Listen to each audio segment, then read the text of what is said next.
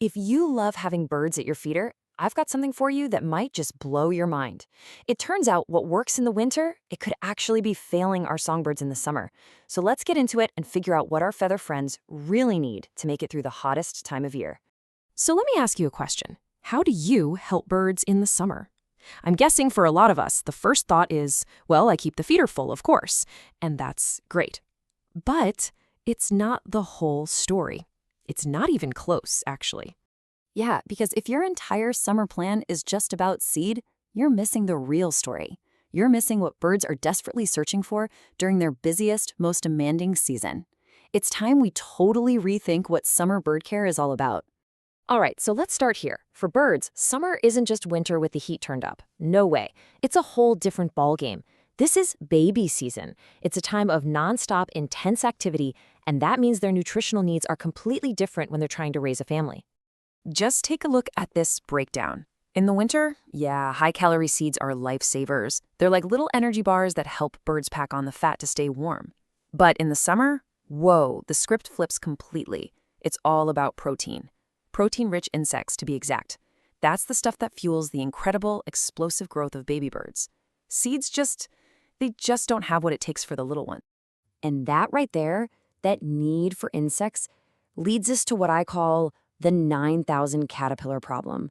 And trust me, this is where things get really interesting.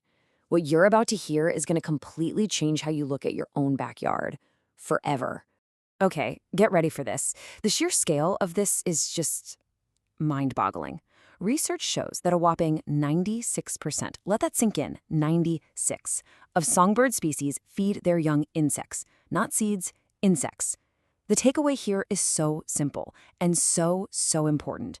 No bugs, no baby birds, period. So where do all these bugs come from? Well, that's the crucial connection, isn't it? The research is crystal clear on this.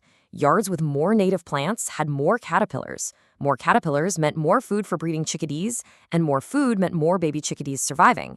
It's this beautiful, perfect chain of life, and it all starts with having the right plants. And here it is, the big one, that number I mentioned. To raise just one little family of chicks, a single pair of chickadees needs to find somewhere between 6,000 and 9,000 caterpillars. Let that sink in, 9,000. And your bird feeder? It offers exactly 0. That's an absolutely insane amount of hunting and gathering. Okay, so the food situation is intense, right? But believe it or not, it's not the only thing they're worried about.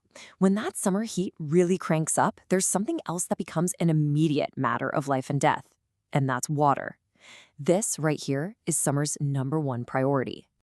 So why is water so important? Well, it all comes down to a fancy word, thermoregulation. But all that really means is controlling their body temperature. You know, just like us, they can't get too hot. They need to drink water to stay hydrated. And this is key. They need to bathe.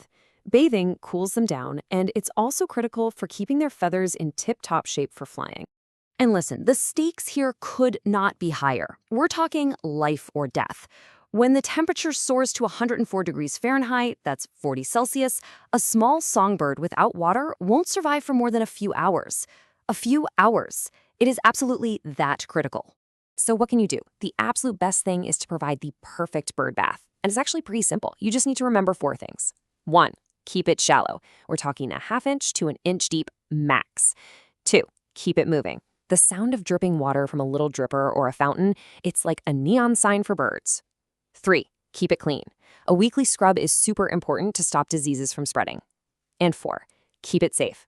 Place it about 10 to 15 feet away from any dense shrubs where a cat could be hiding. Okay, so we've got water covered. Awesome. Now, let's circle back and solve that 9,000 caterpillar problem.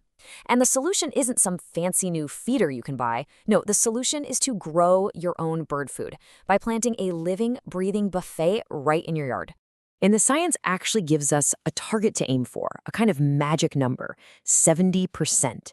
To really sustain a healthy breeding songbird population, your yard needs to be made up of at least 70% native plants by biomass. That means your trees, your shrubs, your flowers. If you dip below that 70% threshold, your yard basically becomes a food desert. It just can't produce enough insects for the birds to raise their young.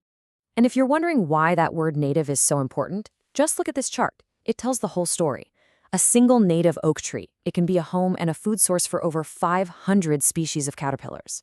Now compare that to a common non-native ornamental tree. You'd be lucky if it supports 5. The difference isn't just big, it's staggering. It's a game changer. Native plants are the absolute engine of the entire local food web. So where do you even begin? It can feel overwhelming, right? Well, here's the pro tip. Focus on what are called keystone species. Think of these as the superstars of your garden. They're the native plants that support an enormous number of other species. We're talking trees like oaks, willows, and cherries. They're basically caterpillar factories. And for your flower beds, things like milkweed and sunflowers, absolute powerhouses for all the insects birds need. Okay, so let's pull all these threads together now and look at the big picture. Because what we're really talking about here is so much more than just putting out a feeder or a bird bath. We're talking about shifting our mindset from just having a yard to creating a thriving, living habitat. So here it is, your summer habitat checklist. First, create some shade with layers of native plants. Second, and this is a big one, ditch the pesticides. You're literally killing bird food. Third, learn to love a little mess. That leaf litter on the ground, it's an all-you-can-eat insect buffet. Fourth, maybe delay that big pruning job until the fall to give birds shelter.